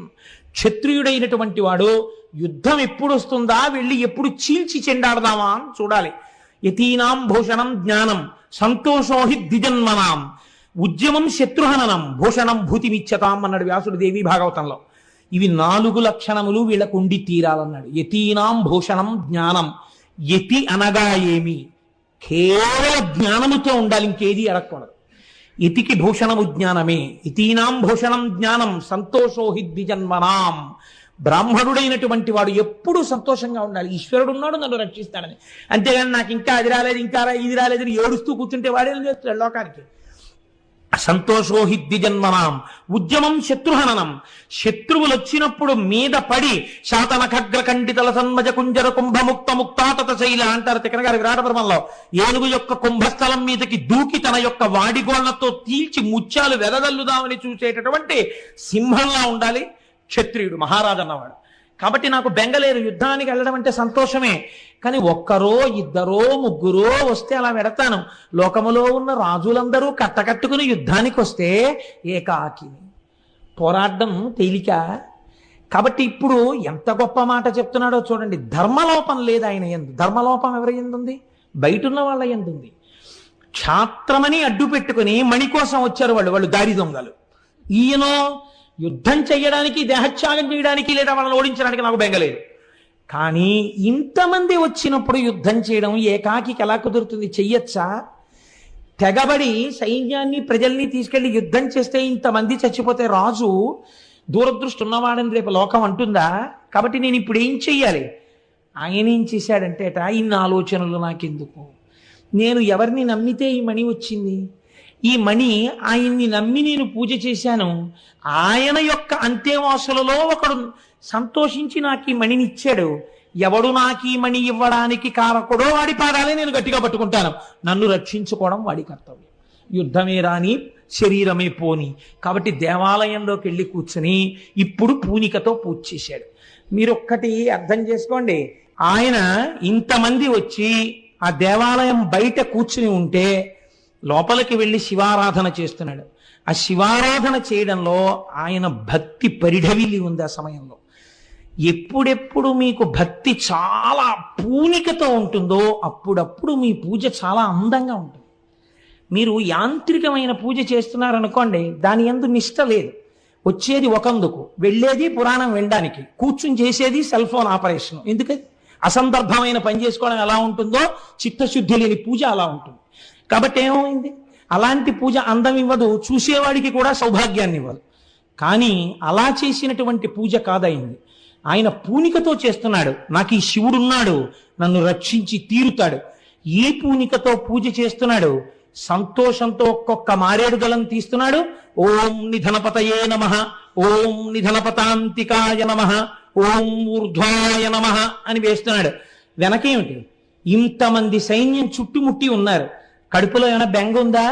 ఏమీ. ఆయన ఉన్నాడు, నన్ను కాపాడతాడు. ఇంత పూనికతో పూజ చేసుకుంటున్నాడు. ఇంత పూనికతో పూజ చేస్తుంటే దేవాలయంలో దర్శనం చేసుకోవడానికి ఒక గోపాల బాలుడు వచ్చాడు. ఆయన పశువులు కాసుకునేటటువంటి కుటుంబంలో పుట్టినవాడు. మీరు చూడండి, భగవంతుని యందు భక్తితో కూర్చున్నటువంటి సందర్భం అసలు ఆ వంశాన్నే ఎంతవరకు ఉద్ధరిస్తుందో చూడండి. అందుకే భక్తి శైశవమునందు ఏర్పడాలి అని నేను మొన్నటి రోజున మీకు చెప్పడానికి కారణం, ఈ పిల్లవాడు తల్లితో కలిసి శివాలయంలోకి వచ్చాడు. పూజ ఎవరు చేస్తున్నారు? రాజుగారు చేస్తున్నారు. లోపల రాజుగారు పూజ చేస్తున్నారు, మీరు వెళ్ళొద్దు అన్నారా? అనలేదు. ఈశ్వరుడు అందరివాడు కాబట్టి అందరినీ రమ్మని ఆయన చెప్పాడు. కాబట్టి ఒక గోపకాంత తన పిల్లవాడితో కలిసి గుడిలోకి ప్రవేశించగలిగింది. ఇప్పుడు మీకు ఏమర్థం? రాజుగారు పూజ చేసుకుంటున్నప్పుడు గోపకాంత తన కుమారుడితో కలిసి అంతరాలయములోకి వెళ్ళగలిగింది అంటే ఆయన భగవంతుడు అందరి సొత్తు అని నమ్మాడు తప్ప నా ఒక్కడి సొత్తు ఆయన నమ్మినవాడు కాడు. అంటే ఎంత ధర్మాత్ముడై ఎంత నిజమైన భక్తితో ఉన్నవాడో చూడండి రాజు. కాబట్టి ఇప్పుడు ఆ గోపకాంత ఆ పిల్లవాడిని తీసుకుని లోపలికి వెళ్ళింది. ఇద్దరూ దర్శనం చేశారు. అంటే అందరూ వింటారు. ఆవిడ లీలావతి వింది. లీలావతి గర్భంలో ఉన్న ప్రహ్లాదుడు విన్నాడు నారదుడు చేసిన ఉపదేశం. కానీ లీలావతి తలకెక్కిందా? గర్భస్థమైనటువంటి ప్రహ్లాదుడి తలకెక్కింది ఉపదేశం. అలా చూడండి, ఇద్దరూ వచ్చారు. పరిణతిని పొంది పెద్దదైనటువంటిది గోపకాంత. గోపకాంత యొక్క చిన్ని పిల్లవాడు ఈ పిల్లవాడు. ఇద్దరూ వచ్చి అక్కడ నిలబడ్డారు. ఇద్దరూ నమస్కారం చేశారు. ఇద్దరూ బయటికి వెళ్ళిపోయారు. భగవంతుడి అనుగ్రహం ఎవరి మీద ఎలా వర్షిస్తుంది అంటే లోపల ఉండేటటువంటి మనస్సు యొక్క స్థితిని బట్టి ఉంటుంది. ఇప్పుడు ఇద్దరూ దర్శనం చేసిన గోపకాంత మనస్సు చిన్న పిల్లవాడి మనస్సు అంతగా భగవంతుని యందు కేంద్రీకరింపబడలేదు. ఆ పూజ చూస్తూ పిల్లవాడి మనస్సు ఉప్పొంగిపోయింది. ఉప్పొంగిపోయి అబ్బా రాజుగారు ఎంత బాగా పూజ చేస్తున్నాడో నేను కూడా అంత బాగా పూజ చెయ్యాలి అనుకున్నాడు. వాడికి ఏమొచ్చు పూజ చేయడం. ఇంటికి వెళ్ళిపోయారు. ఆ గొల్లకాంత లోపలికి వెళ్ళి తన పని తాను చక్క పెట్టుకుంటోంది. పిల్లవాడిని విడిచిపెట్టింది. ఈ పిల్లవాడు ఆడుకుంటూ ఆడుకుంటూ ఎక్కడో వాడి దృష్టి అంతా దేని మీద ఉంది? రాజుగారు ఎలా లింగార్చన చేశాడో మనం అలా లింగార్చన చెయ్యాలి. ఇప్పుడు వాడు శివలింగం కోసం వెతుకుతున్నాడు అర్చన చేయడానికి. వాడికి శివలింగంగా ఏది కనపడింది? ఒక గుండ్రాయి కనపడింది. అక్కడ ఓ రాయి పడింది. ఆ రాయి వాడికి శివలింగంలా కనపడింది. వాడు వెంటనే రాతిని చూడలేదు, లింగాన్ని చూశాడు. వాడు ఆ శివలింగం అని అక్కడ పెట్టాడు. వాడికి ఏమొచ్చి ఇప్పుడు పూజ? వాడికి ఏమి రాదు పూజ. అందుకని అలా వెళ్ళాడు. ఆయన మారేడు దళాలు వేయడం చూశాడు. 4 చెట్ల ఆకులు పట్టుకొచ్చాడు. వాడికి శివ అనడం తప్ప ఇంకేమీ తెలియదు. నేను మీకు మొట్టమొదట చేసుకున్న విజ్ఞాపన ఇదే. ఇప్పుడు ఇక్కడ ఆచారం ఉన్నదని మీరు చెప్పగలరా? రాజు చేస్తున్న పూజ యందు సదాచారం ఉంది. గొల్లపిల్లవాడు చేస్తున్నటువంటి పూజ యందు సదాచారం ఉన్నదా? కేవల భక్తి ఉన్నది. అక్కడ భక్తితో కూడిన సదాచారం ఉన్నది. ఎక్కడ ఏ స్థాయిలో ఉండాలో ఆ స్థాయిలో ఉన్నాయి రెండూను. అందుకని ఒక ఆయన మడిబట్ట కట్టుకుని అవకాశం ఉండి పూజ చేసుకుంటున్నాడు అనుకోండి, మీరు పరిహసించకూడదు. ఆయనకు అవకాశం ఉంది, చక్కగా ఓ మడిబట్ట కట్టుకుని పూజ చేసుకుంటున్నాడు. నీకు మడిబట్ట కట్టుకునేటటువంటి అవకాశం ఆ రోజు కలగలేదు. ఇంటి నిండా మనవలు ఉన్నారు, వచ్చి ముట్టుకుంటున్నారు. నవ్వుతూ హాయిగా సంతోషంగా పూజ చేసుకో. చిన్నపిల్లలు ఈశ్వర రూపంలో నన్ను తాకారనుకుని పూజ చేసేసుకో. అప్పుడు నీకు సమస్య లేదు. భక్తి యందు ఈ స్థాయి భేదాన్ని మీరు అర్థం చేసుకోవాలి. లేకపోతే అది అర్థం ఉండదు. అందుకే నేను చెప్పాను, రోగానికి పద్యము మందు రెండు ఎలా అవసరమో కానీ భక్తి యందు మాత్రం ఒక్కొక్కసారి పద్యం లేనటువంటి మందు సరిపోతుంది. ఎలా? ఆచారం లేని భక్తి సరిపోతుంది. ఇక్కడ సరిపోయింది. ఎందుకంటే ఆ పిల్లాడికి ఏం తెలియదు. అసలు తెలియకపోయినా ఈశ్వరుడు మన్నించాడంటే భవరోగం తీసేశాడు. ఎలా తీసేశాడు? వాడు ఆ గుండ్రాయిని అక్కడ పెట్టాడు. గుండ్రాయిని అక్కడ పెట్టి తెచ్చుకున్న ఆకులు తీశాడు. శివ శివ శివ, ముందు ఓం లేదు, చివర నమః లేదు. వాడు మడిబట్ట కట్టుకోలేదు. వాడికి ఏమీ తెలియదు. వాడికి అభిషేకం తెలియదు. వాడికి పురుష సూక్తం తెలియదు. వాడికి షోడశోపచారాలు తెలియవు. వాడి దగ్గర నైవేద్యం లేదు. కానీ వాడు ఒక్కొక్క ఆకు తీస్తున్నాడు, వేస్తున్నాడు. శివ శివ శివ అంటున్నాడు. ఇలా అంటూ ఉండడంలో వాడికి ఎవరు కనపడుతున్నారు కళ్ళల్లో? రాజుగారు మహాకాళలింగానికి చేస్తున్న పూజ ఇక్కడ కనపడుతోంది. ఇప్పుడు వాడి మనస్సులో వాడు అలాగే మహాకాళలింగానికి చేసేస్తున్నాడు. మీరు అనుకున్న పని, మీరు అనుకున్న కోరిక మీకు తీరగానే మీలో గొప్ప తృప్తి వచ్చేస్తుంది. ఆ తృప్తిలోంచి ఆనందం ఉద్భవిస్తుంది. నేను ఈ శివ పూజ చేసుకుంటున్నాను అనుకోవడంలో వాడు ఆ ఆనందంలో కన్నులు మూతపడిపోయాయి. పైకి నామం ఆగిపోయింది. కానీ ఆ పైన గుండ్రాయిపోయి ఇక్కడ వాడికి మహాకాళలింగం వచ్చేసింది. వచ్చేసి వాడు ఇక్కడ అర్చన చేసేస్తున్నాడు. అలా కూర్చుని స్తంభీభూతుడైపోయాడు. అంటే భావనా పరిపుష్టి చిన్న కారణం చేత ఒక పిల్లవాడు పొందేయగలిగాడు. మీరు తారతమ్యాన్ని గమనించండి జాగ్రత్తగా. ఇది లేని పూజ, ఇది పొందని పూజ ఎంత చేసినా నిరుపయోగమే. కాబట్టి ఇప్పుడు గొల్ల వనిత బయటికి వచ్చింది. ఆ పిల్లవాడికి అన్నం పెడదామని వచ్చింది. అన్నం పెడదామని అమ్మ రావాలా? అమ్మ అన్నం పెట్టమ్మా, అన్నం పెట్టమ్మా అని పిల్లాడు తిరగాల? అది పిల్లవాడు తిరిగే వేళ తిరగట్లేదు. ఏమిటి వీడు తిరగట్లేదని అమ్మ వచ్చింది. కానీ వాడు అంతర్ముఖుడై కూర్చుని ఉండిపోయాడు. చూసింది తల్లి. ఏమిట్రా ఇదంతా? ఈ గుండ్రా ఏమిటి, ఈ ఆకులు ఏమిటి, ఏమిట్రా ఇదంతా అంది ఆవిడ. ఇప్పటికీ వినపడలేదు. చూడండి, ఇద్దరూ దర్శనానికి వెళ్ళారు. ఆయన పూజ చేశాడు. ఈవిడికి ఏం కనపడుతోంది? గుండ్రాయి ఆకులు కనపడుతున్నాయి. ఈ గుండ్రాయి ఏమిటి, ఆకులు ఏమిటి అని అడిగింది. ఆయన మాట్లాడలేదు. ఏరా మాట్లాడమేమిరా అని చెప్పి భుజం బట్టి లాగింది. ఆయన బహిర్ముఖుడు కాలేదు. ఆవిడికి కోపం వచ్చింది. వీడు ఇలాంటి పిచ్చి పిచ్చి వేషాలన్నీ ఏవో మొదలెట్టాడు. ఇదో శివలింగం అని చెప్పేసి ఏదో పెద్ద ధ్యానంలో ఉన్నట్టు నటిస్తున్నాడు వీడనుకుంది ఆవిడ. ఆ గుండ్రాయిని తీసి విసి అవతల పారేసి ఆ ఆకులన్నీ కాలుతో తోసేసి ఇంట్లోకి వస్తావా రావా నా చెయ్యట్టుకుని ఒక్క లాగి రా అన్నం పెడతాను అని లోపలికి వెళ్ళిపోయాను. అంతే కదండి, అంతకన్నా ఆవిడికి ఏం తెలుసు ఆయన ఏ స్థితిలో ఉన్నాడో ఆవిడికి తెలియదు కాబట్టి చేయి పట్టి గట్టిగా లాగేసి వెళ్ళిపోయింది. పిల్లవాడు కళ్ళు తెరిచాడు. వాడు వెంటనే ఆర్తితో ఏడ్చాడు. దేనికి ఏడ్చాడు? అమ్మ లాగిందని ఏడవలేదు, తన్ను తిట్టిందని ఏడవలేదు, తన ఎదురుగుండా ఉన్న శివలింగం వాడికి కనపడలేదు. వాడికి గుండ్రాయి కనపట్టలేదు, శివలింగం కనపడుతోంది. నా చేత అర్చించబడిన నా స్వామి లేడిక్కడ, నా స్వామి వెళ్ళిపోయాడు అని బెంగ పెట్టుకున్నాడు. ఇప్పుడు వాడు తన స్వామిని పిలుస్తున్నాడు రమ్మని. ఎంత చిత్రంగా పిలిచాడంటే అంతనయార్తి అయి హరహరాయని బాలుడు మూర్ఛనుందే. స్వామి ఎక్కడికి వెళ్ళిపోయావయ్యా, కనపట్టలేదని హరహరా అని అరుస్తూ వాడు స్వామి కనపడలేదన్న బెంగ చేత వెంటనే మూర్ఛపడిపోయాడు కింద. తన కోసం ఇంత పరితపించిపోయిన పిల్లవాణ్ణి చూశాడు. ఇది నేను అన్నది మొట్టమొదట చెప్పిన ఉపమానానికి కారణం. అది మీరు బాగా ముందరి చెప్తే ఈ కోణాన్ని అందుకోగలుగుతారని. వెంటనే ఆ ఇంటియు అల్కతోడదని ఎచ్చటనో నిదురించే, ఈ పిల్లాడు రావట్లేదని ఆ గోపకాంత లోపలికి వెళ్ళిపోయి పాకలో ఎక్కడో పడుకుంది. అంత కాలాంతక సత్కృపన్ బుడుతుడల్లన కన్నులు విచ్చి చూడగా ఎంతయు వింత కన్పడియ హేమమయం బగు దేవళం వచన్. బంగారు కాంతులతో గోపురంతో ఒక పెద్ద దేవాలయం, వేరొక పెద్ద శివలింగం అక్కడ ఏర్పడ్డాయి. పిల్లవాడు బంగారు పువ్వులు తాపడం చెయ్యబడిన పీట మీద పట్టుపంచతో కూర్చుని వాడు పూజ చేస్తున్నాడు. వాడికి సమస్తమైన శివజ్ఞానము భాషించిపోయింది. ఇప్పుడు అమ్మకి ఏదో వినపడింది. ఏమిటి గంటలేమిటి, ఎవరో చేస్తున్న అభిషేకాలు ఏమిటి, పూజలు ఏమిటి, ఈ నామాలు ఏమిటి, ఘోష ఏమిటి బయటికి వచ్చింది. పెద్ద దేవాలయం తెల్లబోయింది. లోపలికి వెళ్ళి చూసింది. పిల్లవాడు బంగారు పువ్వుల పీట మీద కూర్చుని పూజ చేస్తున్నాడు. నా వంశమే తరించిపోయిందిరా తండ్రి, ఈ పూజ చేశామని నాకు తెలియదురా అని వెళ్ళి బిడ్డన్ని కౌగిలించుకుంది. ఆనందపడిపోయింది. ఈ సమయంలో స్వామి హనుమ అక్కడ ఆవిర్భవించారు. ఎత్ర ఎత్ర రఘునాథ కీర్తనం తత్ర తత్ర కృతమస్తకాంజలిం బాష్పవారి పరిపూర్ణలోచనం మారుతిం నమతరాక్షసాంతకం. అక్కడ స్వామి హనుమ ప్రత్యక్షమై ఒక మాట చెప్పారు. ఎవడు నొసట భస్మరేఖలను పెట్టుకుంటాడో, లలాటమునందు బొట్టు పెట్టుకుంటాడో, మెడలో రుద్రాక్షమాల దాల్చి ఉంటాడో, నాలుక చివర శివనామము పలుకుతున్నాడో వాడికి మోక్షము కరతలామలకము. ఈ పిల్లవాడికి ఏమీ తెలియకపోవచ్చు, ఆచారం తెలియకపోవచ్చు, వాడు నమ్మాడు పరమేశ్వరుణ్ణి. నమ్మి పూజ చేశాడు ఒక గుండ్రాయికి, అది శివలింగమైంది. చూశారా, దీని వల్ల వీడు పొందపోతున్నటువంటి భాగ్యమేమో మీకు తెలుసా అని అడిగాడు. వీడి వంశం గొప్ప గొప్ప వాళ్ళందరూ ఈ గొల్ల వంశంలో పుడతారు. వీడు గొప్ప ఐశ్వర్యాన్ని అనుభవిస్తాడు. వీడి పేరు చిరస్థాయిగా ఉండిపోతుంది. కాదు, 8 తరాలు వెళ్ళిన తరువాత సాక్షాత్తు మళ్ళీ పరబ్రహ్మమే గోపాల బాలుడై ఈ భూమి మీద నడయాడతాడు.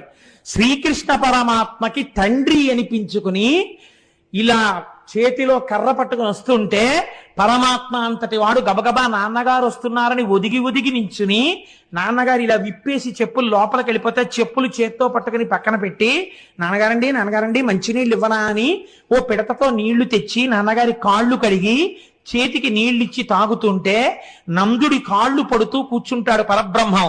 వీడు నా కొడుకు అని తొడ మీద కూర్చోబెట్టుకుంటాడు పరమాత్మని. తెలియాలా? తెలియక్కర్లేదు. ఈ గోపాల బాలుడు చేసిన పూజకి 8 తరాలు ఇంత అనుభవించగా 8వ తరంలో కృష్ణ పరమాత్మకి తండ్రిగా నందుడు పుడతాడు. అటువంటి వంశం ఈ వంశం కాబోతోంది. నమ్మిన వారికి నమ్మినంతరా శివ పూజ. చూడండి ఎటువంటి స్థితిని పొందాడో ఈ పిల్లవాడు అని స్వామి హనుమ ఆ రోజున శివభక్తి విశేషాన్ని ఆవిష్కరించి వెళ్ళారు. అటువంటి ఈ వార్త ఊరంతా పాకింది. గొల్ల పిల్లవాడు పూజ చేస్తే శివలింగం దేవాలయం వచ్చాయి. ఏం ఆశ్చర్యం అని. ఈ ఆశ్చర్యంతో ఈ వార్త బయట విడిది చేసినటువంటి శత్రు సైన్యాలకు వెళ్ళింది. వాళ్ళనుకున్నారు, ఇది నిజమా, మన్ని భయపెట్టడానికి ప్రచారం చేస్తున్నాడా? నిజంగా అలా ఏర్పడినదైతే మాలో కొంతమంది ప్రతినిధులను లోపలికి వస్తాం స్నేహంగా, మాకు చూపించమన్నారు. ఆప్తబంధువుల్ని కౌగిలించుకున్నట్టు కౌగిలించుకుని వృషద్విచిత్ర తల్పయోర్ భుజంగముక్తిక స్రజో గరిష్టరత్నలోష్టయో సుహృద్విపక్షపక్షయో తృణారవింద చక్షుషో ప్రజామహీ మహేంద్రయో సమప్రవర్తయన్మన కదా సదాశివం భజే. శంకరుణ్ణి నమ్మిన వాడికి శంకరుడు ఎలా ఉంటాడో అలాగే ఉంటాడు శంకర భక్తుడు కూడా. ఆయనకేం భేదాలుండవు, అందరూ సమానం. కనుక వాళ్ళని కౌగిలించుకుని లోపలికి తీసుకెళ్లి కూర్చోబెట్టి దేవాలయ దర్శనం చేయించాడు. ఒక గోపాల బాలుడు ఇంత భక్తి పరిపుష్టి కలిగినటువంటి వాడి రాజ్యంలో ఉంటే ఇంకా మిగిలిన వాళ్ళు ఎంతటి పరమ భక్తులో, మనమే లోపలకొచ్చి రాజు మీద చెయ్యి వేస్తే వాళ్ళు శంకరుణ్ణి హరహరా అని ప్రార్థన చేస్తే మన బతుకులేమవుతాయో, మన వంశాలేమవుతాయో. ఎందుకు వచ్చిన గొడవ? ఈ చంద్రసేనుడికి నమస్కారం చేసి మనం వెళ్ళిపోదామని రాజులందరూ వెనక్కి తిరిగి వెళ్ళిపోయారు. చంద్రసేనుడు హాయిగా రాజ్యం చేశాడు. ఈ రకంగా ఆ ఉజ్జయిని యందు మహాద్భుతమైనటువంటి దేవాలయము, మహాకాళేశ్వరుని యొక్క దేవాలయము ఆవిర్భవించింది. మీకు విచిత్రం ఏమిటో తెలుసా అండి? ఉజ్జయిని యందు ఒక చిత్రం ఉంది. సంవత్సరానికి ఒక్కసారి వర్షాకాలానికి ముందర పర్జన్యానుష్ఠానము అని చెప్పి ఒక అనుష్ఠానం చేస్తారు. వర్షాలు బాగా పడాలి, పంటలు పండాలి అని ఆయన దేవాలయంలో కూర్చుని అనుష్ఠానం చేస్తారు. ఇది పూర్తి అవగానే ఆకాశంలో నల్లటి మబ్బులు పట్టి వర్షాలు పడతాయిట ఇప్పటికీ కూడా ఉజ్జయినిలో. అంత గొప్ప ఆలయం ఆ ఆలయం. ఈ ఉజ్జయినిలో ఉన్నటువంటి మహాకాళేశ్వరుడు వెలిసినటువంటి ప్రాంతము కిందనే శంఖు యంత్రము అనబడేటటువంటి చాలా ఆశ్చర్యకరమైనటువంటి యంత్రం ఉన్నది అని పెద్దలు నమ్ముతారు. శంఖం దేనికి గుర్తు అంటే విజయానికి గుర్తు. అందుకే కురుక్షేత్ర యుద్ధం ప్రారంభం అయ్యే ముందు సంజయుని అడుగుతాడు ధృతరాష్ట్రుడు, ఏం చేస్తున్నారు మామకా పాండవాశ్చైవ కిమకుర్వతు సంజయ అంటాడు. ఏం చేస్తున్నారయా మా వాళ్ళు కౌరవులు అంటే, పాండవులందరూ శంఖాలు ఊదుతున్నారు అన్నాడు. మా వాళ్ళు ఊదట్లేదని ఇంకా చెప్పక్కర్లేదు. అంటే ఎవరు శంఖం ఊదాడో వాడికి విజయం కలుగుతుంది. శివార్చన యందు శంఖం ఊదుతారు. ఈ శంఖ యంత్రం ఆయన కింద ఉన్నది కాబట్టి మహాకాళేశ్వరుడి దగ్గరికి వెళ్లి దర్శనం చేసుకున్నవాడు ఎటువంటి విజయాన్నైనా పొందుతాడు. చంద్రసేనుడు పొందలా? అటువంటి విజయాన్ని పొందుతాడు. ఎటువంటి కోర్కెలు తీరుతాయి, అపమృత్యు దోషం పోతుంది.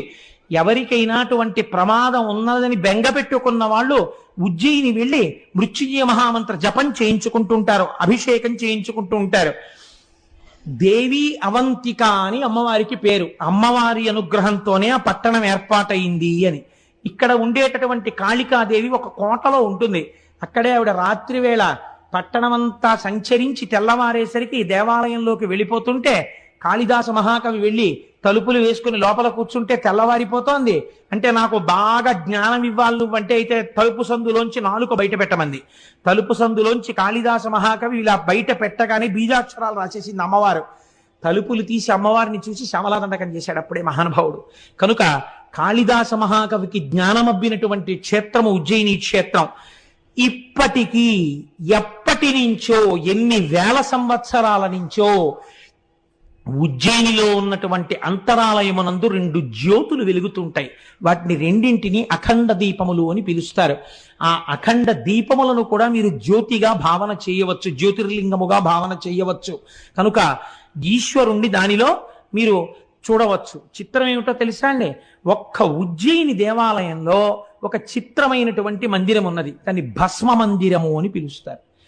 అక్కడ ఆవుల యొక్క పేడతో మన పెద్దలు ఋషులు ఎంత గొప్ప నిర్ణయం చేశారండి.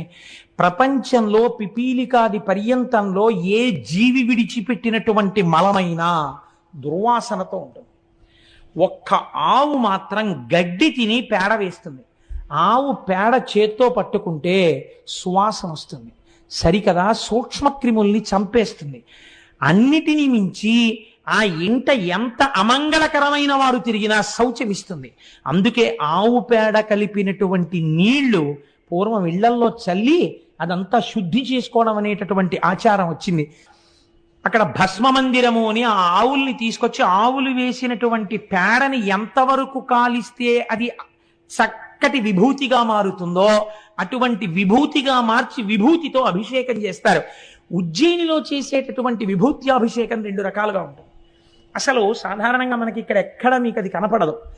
తెల్లటి పల్చటి బట్టలో విభూతిని పోసేస్తారు. చాలా మెత్తటి విభూతిని మూట కట్టేస్తారు.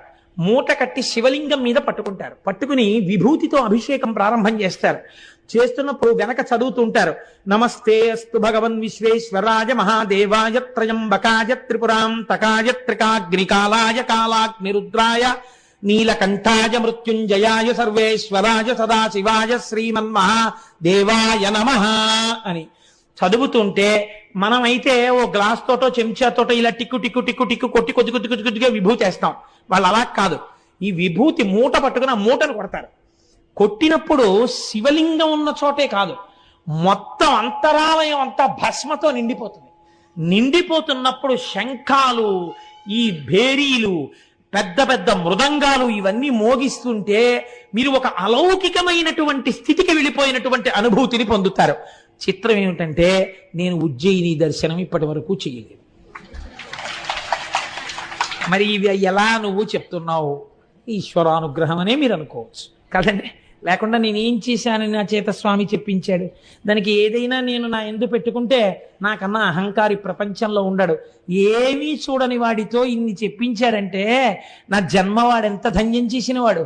కనుక ఆ భస్మ మూటని పట్టుకుని కొడతారు. కొడితే ఆ భస్మ పడి అభిషేకం చేస్తారు. అది మహాకాళ స్వరూపం. తెల్లవారుజామున పురుషుల్ని లోపలికి పంపిస్తారు. సంప్రదాయ దుస్తులతో లోపలికి వెళ్ళి అభిషేకం చెయ్యొచ్చు. అప్పుడే శ్మశానంలో ఫ్రెష్గా కాలినటువంటి శవం యొక్క భస్మని పట్టుకొస్తారు అర్చకులు. పట్టుకొచ్చి ఇస్తారు. అది మహాకాళ స్వరూపం. తినేసింది కదండి మరి. అందుకని ఆయనకి ప్రీతి ఆయన స్వరూపాన్ని వెల్లడి చేయడంలోనే ఆ భస్మ పాత్రలు ఇస్తారు అందరికీ. చుట్టూ కూర్చుని ఆ శవభస్మతో అభిషేకం చేస్తారు స్వామికి. కానీ నిజంగా ఉంటున్నప్పుడు కైలాస పర్వతం మీద కూర్చున్నట్టే ఉంటుంది. ఆ మంత్రోచ్చాటనం, ఆ భేరీలు, ఆ మృదంగాలు అవన్నీ వాయిస్తూ అభిషేకం చేస్తారు. మనమేం చేస్తాం? వారణాసి వెళ్ళి చూడండి ఒకసారి. అసుర సంధ్య వేళ దాటిన తర్వాత చేసే అభిషేకం ఎలా ఉంటుందో అసలు ఒళ్ళు గగుర్పొడుస్తుంది. ఆ అభిషేకం చూస్తుంటే, ఆ ఢమరుకల నాదాలు వింటుంటే, అనువాకానికి వాళ్ళు చేసే చప్పుళ్ళు వింటుంటే, అబ్బా ఏమిరా ఈ అభిషేకం అనిపిస్తుంది మనకి. అది శివానుగ్రహం పొందడం అంటే. శాబ్దికంగా ఒళ్ళు పులకరించిపోయి వెంట్రుకలు నిలబడిపోతాయి. శవభస్మతో స్వామి శంకరుడికి అక్కడ అభిషేకం జరుగుతుంది.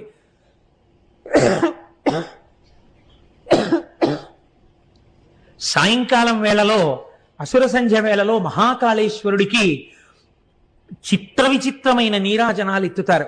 నక్షత్రహారతులు, కర్పూరహారతులు, జ్యోతిహారతులు, ఎన్ని రకాల హారతులు మంత్రోచ్చాటనాలతో ఎత్తి చూపిస్తుంటారు. దానికోసం ప్రత్యేక మహంతులు వస్తారు. వచ్చి ఈ దీపారాధనతో కూడినటువంటి జ్వాలని నీరాజనంగా చూపించే ముందు ఒక్క మహాకాళ క్షేత్రంలో మాత్రం ఒక నియమం ఉంది. మహాకాళంలో ఉన్నటువంటి మహాకాళేశ్వరుడికి నీరాజనం ఎత్తడానికి ముందు అక్కడికి సమీపంలోనే ఇంకొక శివలింగం ఉంది. ఆ శివలింగం పేరేమిటో తెలుసా అండి? కోటేశ్వర మహాకాళుడు. కోటేశ్వర మహాకాళుడికి ముందు పూజ చేస్తే తప్ప అసలు మహాకాళుడికి పూజ చేయడం నిషిద్ధం. కాబట్టి ముందు కోటేశ్వర మహాకాళుడికి నీరాజనాలు ఎత్తుతారు. ఆయనకి నీరాజనాలు ఎత్తి తర్వాత ఇక్కడికొచ్చి ఇక్కడ నీరాజనాలు ఇస్తారు. మీరు కోటేశ్వర మహాకాళ దర్శనం కూడా చేయవలసి ఉంటుంది ఉజ్జయినిలో. ఏడాదికొక్కసారి స్వామివారు సవారీ పెడతారు. మనం ఊరేగింపు అంటాం. ఊరేగింపు కాదు, ఊరిరిగింపు. ఊరిరిగింపు అంటే వీడు ఎలాగో గుళ్ళోకి రాడు స్వామి, నువ్వే గుళ్ళోంచి బయటికి రా అంటే స్వామివారే ఓ పల్లకీలో కూర్చుని బయటికి వస్తారు. బయటకు వస్తే అలా వీధుల్లోకి వస్తారు. వీడు టీవీ చూస్తూ ఉంటాడు. పాపం వాళ్ళ ఆవిడ మాత్రం అర్ధకురాలు ఓ బెల్లంగడ్డ ఇంత బియ్యం పట్టుకెళ్ళిస్తుంది. పట్టుకెళ్ళిస్తే స్వామి ఆ పల్లకీలోంచే ఇలా చూస్తారు. వాడు రాడు స్వామి, వాడు అలా సీరియల్స్ చూస్తుంటాడు. వాడి పేరు కోటేశ్వరరావు. వాడు అదిగో లోపల ఉన్నాడు. వాడి కిందటి ఈ ఏడాది ఏదో సంపాదించాడు, ఈ ఏడాది ఇంకా సంపాదించాడు. వాడికి అహంకారం, అలాగే కూర్చుంటాడు. నువ్వు వచ్చినా రాడు. పోన్లే నేనే వాడి ఇంటికి వచ్చాను, వాళ్ళ ఆవిడతో బియ్యం పంపాడుగా, తన నీరాజనం ముచ్చేసుకుని ఇంత బెల్లంగడ్డ ప్రసాదం అవి ఇచ్చి లోపలికి పంపిస్తాడు. రేపు ఇదన్నా నోట్లో వేసుకోరా అని పంపిస్తాడు. ఈశ్వరుడు చాలా కారుణ్యమూర్తిగా బయటికి రావడానికి ఊరిరిగింపు, ఊరిని ఆయనకి ఎరిగింపు చేయడం. ఊరి వాళ్ళు లోపలికి వెళ్ళి ఆయనకి విజ్ఞాపన చేసుకోవడం కాదు, ఆయన కారుణ్యానికి పరాకాష్ట ఊరిరిగింపు. మహాకాలంలో సవారీ చేస్తాడు. సవారీ అంటే ఏమిటో తెలుసా అండి? చక్రవర్తి బయటికి వచ్చినట్టు బయటికి వస్తాడు. చక్రవర్తి బయటికి వచ్చినప్పుడు ఉజ్జయిని జిల్లా కలెక్టర్, ఉజ్జయిని జిల్లా పోలీస్ సూపరింటెండెంట్, ఉజ్జయిని నుంచి ఎన్నికైనటువంటి మంత్రి ఎవరైనా ఉంటే రాష్ట్ర కేబినెట్ లో ఆ మంత్రి, లేదా పరిపాలన చేసేటటువంటి మంత్రి ఎవరుంటారో, మనకైతే ఇక్కడ బహుశా రెవెన్యూ అడ్మినిస్ట్రేషన్ అయి ఉంటుంది, ఆ మంత్రి ఎవరుంటారో ఆ మంత్రి ఉజ్జయిని రావాలి. వచ్చి ప్రతి ఏటా సవారీ జరుగుతున్నప్పుడు స్వామివారి సవారీని మొయ్యాలి. వీళ్ళు ముగ్గురు తప్పకుండా మొయ్యాలి. ఉజ్జయినిలో కొన్ని వేల సంవత్సరాల నుంచి ఇదే ఆనవాయితీ. రాజులే పాలించనివ్వండి, ప్రజాస్వామ్యమే కానివ్వండి, వాళ్ళు వచ్చి ఆ పల్లకి పట్టుకుని స్వామిని సవారీ తీసుకెడతారు. శివరాత్రి నాడు ఆయన పెళ్లి కొడుకు అవుతాడు ఉజ్జయినిలో. అదో విచిత్రం. పుష్పకిరీటం పెట్టుకుంటాడు. పుష్పకిరీటం పెట్టుకుని పెళ్లి కొడుకు అవుతాడు. మహాశివరాత్రి వెళ్ళిపోయినటువంటి మర్నాడు ఈ అలంకారం అంతా తీసేసి భస్మాభిషేకం అందుకుంటాడు మళ్ళీ. అటువంటి సవారీ జరుగుతుంది. అక్కడే బలరామకృష్ణులు ఇద్దరూ సాందీపని మహాముని యొక్క ఆశ్రమంలో విద్యాభ్యాసం చేశారు. ఇన్ని రకాలుగా ఇంకా నేను ఆ ఉజ్జయిని గురించి చెప్తూ కూర్చుంటే, ఇంకా నేను ఆ భోజకాళిదాసుల్ని ముట్టుకుంటే నా బలహీనత బయటకు వస్తుంది. కాబట్టి అటువైపుకి మనం వెళ్ళొద్దు, చాలు. కాళిదాస మహాకవి అనుగ్రహింపబడినటువంటి క్షేత్రం, అంత గొప్ప క్షేత్రమై ఆ ఉజ్జయిని అన్ని రకములుగా ప్రకాశించుచున్నది. అటువంటి ఉజ్జయిన్ మన భారతదేశంలో వెలిసినటువంటి స్వయంభూమూర్తి. ఒక్కసారైనా వెళ్ళి చక్కగా అక్కడ ఉండి ఆ శివలింగాల్ని, ఆ క్షేత్రాన్ని, ఇవన్నీ మనం దర్శనం చేసి రావలసి ఉంటుంది. కాబట్టి మనం ఇవాళ ఆ ఉజ్జయినిని దర్శనము చేసి దాటగలిగాం.